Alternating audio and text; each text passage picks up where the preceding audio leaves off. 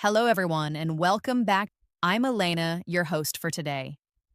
If this is your first time here, I'd love to let you know that we upload a new English learning video every single day to help you become fluent and confident in English faster. In today's episode, you'll improve not only your English listening skills, but also your ability to catch fast, real life conversations. We're diving into a very practical and important topic: how to understand fast native English speakers. If you've ever watched a movie, a YouTube video, or even talked to a native speaker and felt like their words just fly by too quickly, don't worry, you're not alone. Fast English can feel overwhelming, but the good news is, with the right techniques and daily practice, you can train your ears and your brain to understand native level English smoothly and naturally. We'll go through real life examples, practical tips, and simple daily exercises that will help you catch natural English, understand sentence rhythm, and recognize connected speech that native speakers use all the time. By the end of this video, you'll know how to break the speed barrier in English listening and feel more confident when talking to fast speakers.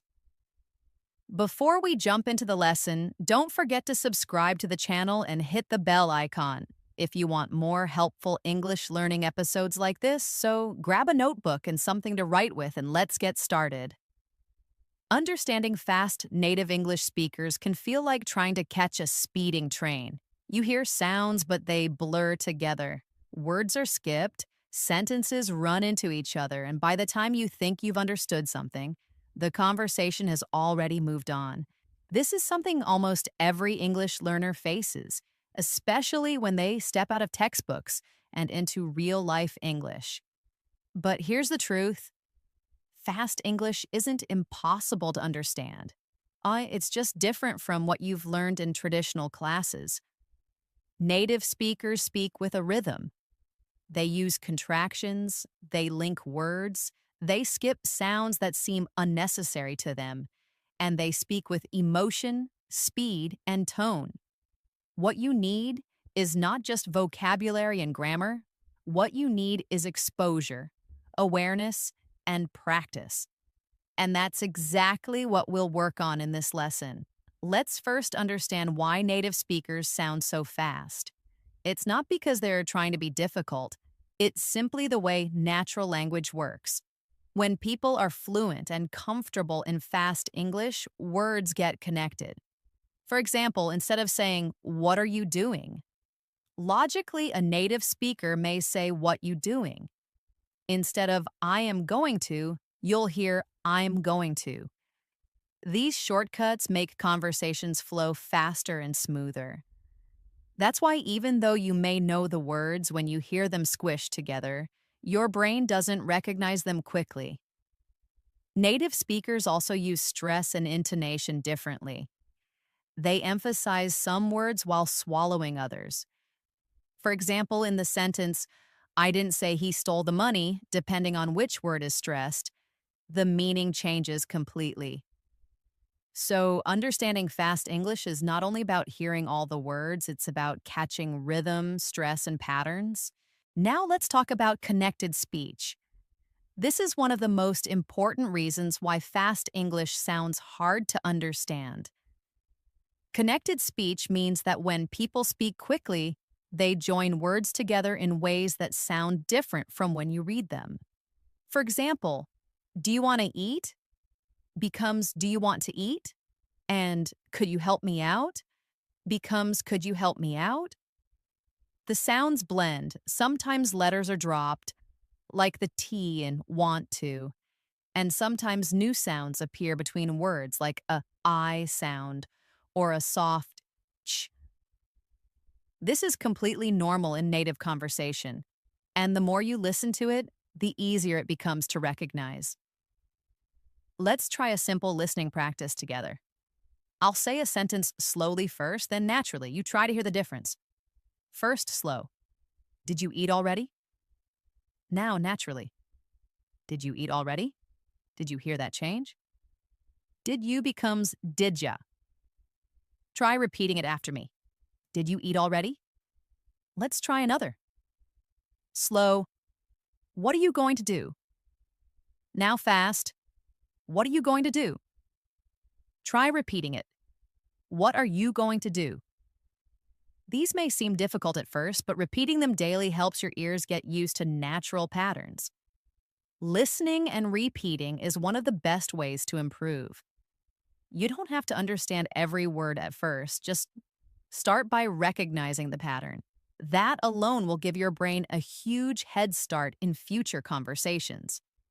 Now, here's a helpful exercise you can do every evening. Take a short conversation clip from a movie, TV show, or a YouTube video. Listen to it once without subtitles. Try to catch the main idea. Then listen again with subtitles. Pause after every sentence. Repeat it out loud the way it sounds, not the way it's written. Try to copy the tone, the speed, and the emotion. This kind of shadowing practice is one of the most powerful tools to improve your listening and speaking at the same time. It trains your mouth to move like a native speaker and your brain to listen in real time. Remember, when you only read English, your eyes lead the way, but when you listen, your ears take control. So give them the exercise they need. You can also start noticing common contractions and informal phrases. Instead of, I do not know, native speakers often say, I don't know. Instead of, let me help you, they'll say, let me help you. These small changes add up to a big difference in how English sounds in real life. And here's something important. Don't worry if you can't understand everything right away. Even native speakers sometimes miss things when someone speaks too fast or unclearly. Your goal should be progress, not perfection. Every time you understand a new phrase, your brain builds stronger listening muscles. A great daily practice you can do is what I call the 1-minute rewind. Choose a 1-minute video in English, something with native speakers. Watch it without subtitles, then rewind and watch again. This time, focus on one sentence. Try to catch every word. If you miss something, rewind again. Pause after each sentence and repeat it out loud. The key here is to train your ears slowly. 1 minute a day may not sound like a lot, but if you do it every day for 1 month, your ears will be stronger, your reactions will be quicker, and your understanding will be deeper. Now let's talk about real-world English, the kind you hear in cafes, on the streets, in movies, or during conversations with native friends. This English is not always clean or formal. It's full of expressions, slang, and natural messiness. For example, you might hear someone say, let me grab a bite, instead of, let me get something to eat. Or I'm gonna head out, which means I'm going to leave now. These are everyday phrases that may not appear in textbooks, but they are used constantly in real life. And the more you get exposed to them, the better your understanding becomes. To train your brain for this kind of English, try watching shows or videos where real conversations happen. Choose content with subtitles first, then move to videos without subtitles. You can even try listening to podcasts or audio clips while doing daily chores like cooking or walking. Immersing yourself in real spoken English every day will slowly adjust your ear to the speed and rhythm of native speakers. One very effective method to improve listening is called dictation practice. Here's how it works. You play a short audio clip, just 1 or 2 sentences. You listen carefully and try to write down exactly what you hear. Even if you miss some words, don't worry, just try your best. Then play it again and fill in the missing parts. Do this 2 or 3 times until you think your sentence is complete. Finally, compare it with the transcript or subtitles. This simple exercise helps you notice which words are difficult to catch and why. Maybe they're being connected, maybe they're reduced, or maybe you just haven't heard them enough times before. Dictation helps improve your concentration, memory, and spelling all at the same time. It's especially useful for catching those little words like to, of, a, and an that often disappear in fast speech. Let's try one short example now. I'll say a sentence quickly and you try to write it down. Ready? I should have told you earlier. I'll repeat it. I should have told you earlier. Did you catch that? Most native speakers won't say, I should have told you earlier. They'll say, should have. One small blended word. Go ahead and repeat it. I should have told you earlier. That's how real English sounds. The more you practice hearing and writing these sentences, the easier it becomes to follow fast conversations. Now let's talk about chunking, a very powerful way to improve understanding. In natural speech, people don't speak word by word.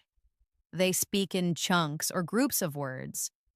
For example, instead of hearing, how are you? As three separate words, your brain should hear it as one sound. How are you? Instead of, do you want to go? It's heard as, do you want to go? These chunks come from common patterns and repeated phrases. When your brain begins to recognize these as full units, you won't have to translate word by word anymore. This means your brain will work faster and more efficiently. So how do you train for chunking? Simple, by listening to the same phrases over and over in context. Watch interviews, dialogues, or shows where the same structures appear. Repeat them out loud. Make them part of your daily language. Soon you'll start recognizing the chunks automatically, even in fast speech. Another practice method that helps a lot is what I like to call the listen and imagine method. This helps you follow fast English using mental pictures. For example, if you hear someone say, we grabbed some coffee and headed downtown, you don't need to think about every single word. Instead, picture it. Imagine two friends getting coffee and walking into the city. This kind of mental visualization connects language with real experience. It improves understanding without needing to slow things down. You stop translating and start experiencing English. That's how native speakers understand each other. Not by analyzing every word, but by processing ideas quickly. Practice this by listening to short dialogues and trying to imagine the scene like a movie in your mind. It makes the language come alive. Now let's do a little imagination practice. Close your eyes and listen carefully. Imagine this scene. She ran out of the house, jumped into the car, and drove off without saying a word. Did you see it in your mind? That's the goal. You didn't need to understand every syllable. You followed the meaning because you connected it to a picture. This helps even more when native speakers speak quickly. Instead of catching individual words, your mind catches the whole meaning. That's a powerful skill, and you can build it with just 5 minutes a day of this kind of practice. At this point, it's also important to talk about patience and mindset. Understanding fast English is not something that happens overnight. It takes time, and it's okay if you don't understand everything right away. The key is not to give up. Every time you hear native English, even if you miss words, you are training your ears. You are making progress, and progress, even if it's slow, is real. Think of listening like exercise. The more you do it, the stronger you become. It's not about catching every word, it's about catching more words today than you did yesterday. Celebrate those small wins, and you'll feel motivated to keep going. Here's one more practice you can try. It's called repeat after pause. Find a short video or audio clip just a minute long. Play one sentence, then pause. Try to repeat exactly what you heard. Then play the next sentence, repeat again. This shadowing technique helps train your pronunciation, rhythm, and listening all at once. The more you practice, the more fluent your speech becomes, and the better your ears get at catching fast English. Even 5 minutes a day with this method can make a huge difference over time. As we continue, I want to share one very helpful habit that many fluent English learners use. It's called active listening. Active listening means you don't just hear the words, you try to understand what's behind them. You pay attention to the tone, the emotion, and the speed.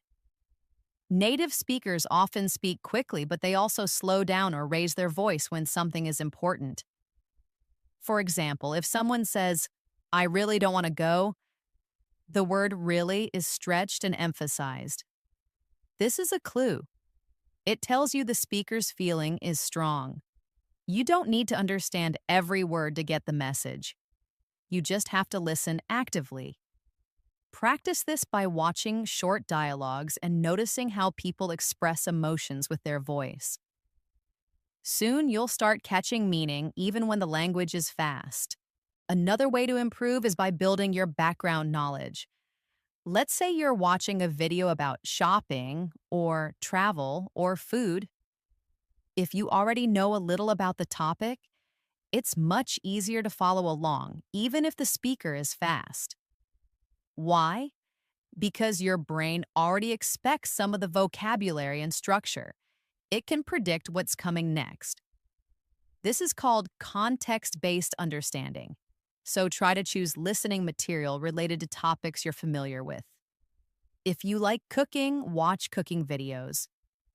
If you love sports, listen to sports commentary. Your brain will fill in the blanks more easily when the subject is familiar. This builds both listening confidence and vocabulary at the same time. Let's do another small exercise to apply what we've learned. I'll describe a scene in fast but natural English. Try to catch the main idea and build a picture in your mind. Here we go. So I was running late for work, spilled coffee on my shirt, missed the bus, and had to call a ride just to make it to the meeting. Now pause. What happened here? You might not have caught every word, but you probably understood that the speaker had a rushed and stressful morning. That's the goal. Focus on the meaning, not perfection.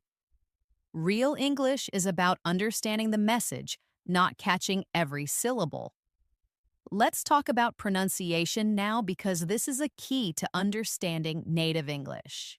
Native speakers connect words in ways that might feel strange to learners. For example, what do you want to eat becomes what do you want to eat, or did you see it becomes did you see it. These connections are completely natural, but they make the sentence harder to understand if you're expecting perfect word separation.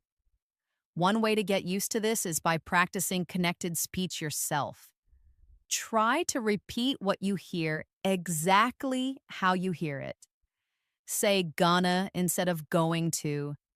Say wanna instead of want to. This may feel informal, but it's how English is actually spoken. And understanding connected speech is one of the fastest ways to improve your listening. Another practice technique is the echo method. Play a sentence from a native speaker and then immediately try to repeat it with the same speed and rhythm, like an echo. For example, if the sentence is, "I can't believe he said that," you repeat it right after with the same energy and pace. This helps your tongue and brain get used to how fast English feels.